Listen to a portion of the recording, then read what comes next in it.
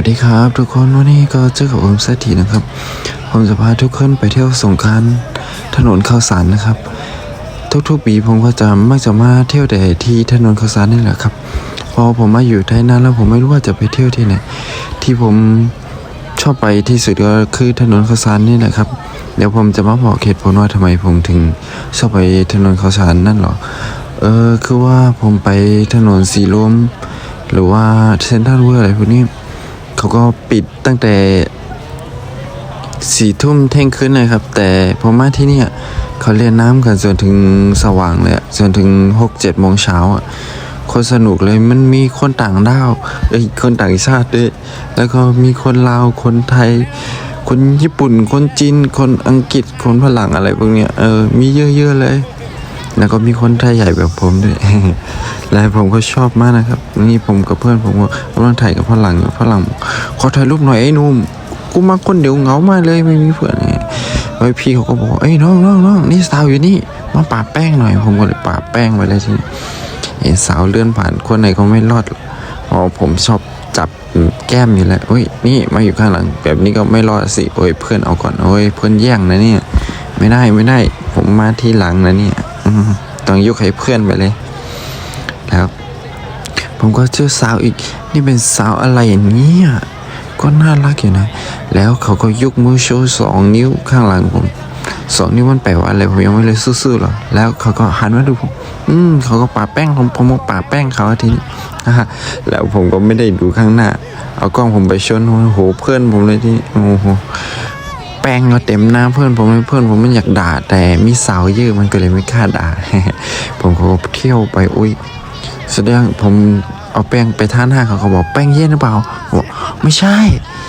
แป้งเย็นอะไรแป้งธรรมดาเนี่ยแหละเขาบอกเย็นมากเลยเขาก็เลยทาแป้งผมกับ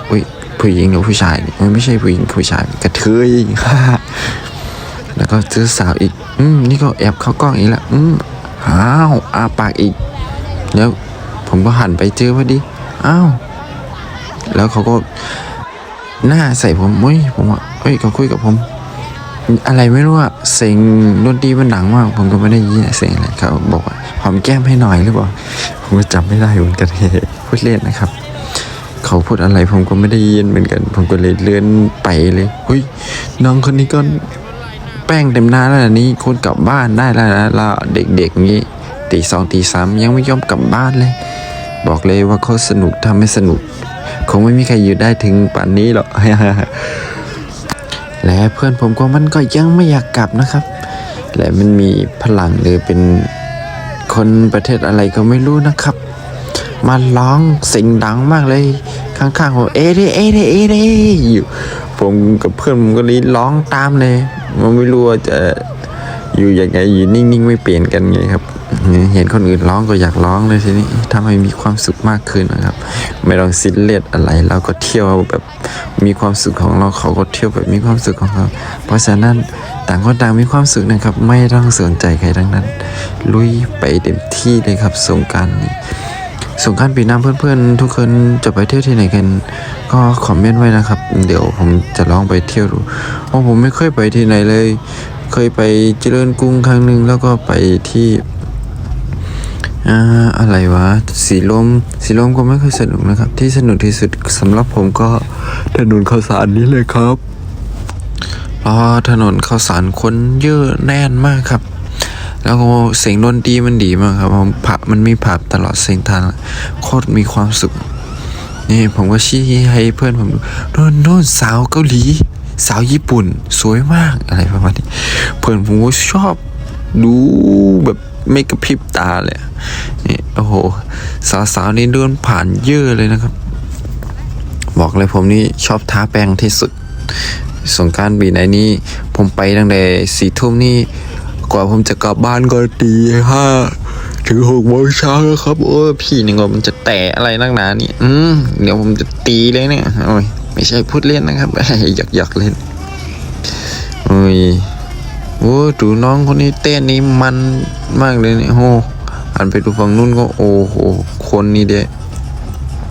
บอกเลยครับสุดยอดจริงๆนี่สาวคนนี้ก็เอาปืนไม่ยิงใส่กล้องผมอีกยิงไม่ชัดเลื่อนกับสาวก่อนนี่ เดินกับสาวเยอะเลยทีนี้เดินผ่านมาแล้วก็มันมีคนเป็นลมนะครับ คนเป็นลมแล้วก็รถก็ติดคนก็ติดนะครับไปไม่ได้เลย ผมนี่โอ้โหหายใจแทบไม่ได้เลยนะครับรอทุกคนออกไปอยู่นี่โคตรนี่ติดมากเลยครับนี่พังนี้ครับ ที่คนเป็นลมกู้ภัยกำลังมาเอาคนเป็นลมออกไปอยู่นะครับ บอกเลยหายใจไม่ออกเลยผมก็แทบจะเป็นลมเหมือนกันครับ อยู่ตรงนี้สักพักผมก็รีบออกเลยมาซื้อแป้งก่อนนะครับ เอาไว้ไปจับแก้มสาวนะครับ มาซื้อกับสาวอีกนะครับ สาวก็พูดภาษาอังกฤษให้อีกนะครับ ผมก็ไม่รู้ภาษาอังกฤษลำบากผมอีกนะครับโอ้สาวบอกว่าเอ้ยลืมน้ำไม่เป็นไรพี่มีน้ำอยู่บอกแล้วก็แก้ววางให้ แล้วก็ผมก็ไปมาเจอกับคนรู้จักนะครับ คนรู้จักนี่ยังไงไม่รู้โอ้ยตกใจเลยทีนี้นึกว่าจำกันไม่ได้จำแล้วก็ปาบให้ผมอีกโอ้โหยังไม่กลับเรากลับแล้วก็เลยบอกเข้าไปเขาบอกว่าเรากลับแล้วนะเราก็กลับแล้ว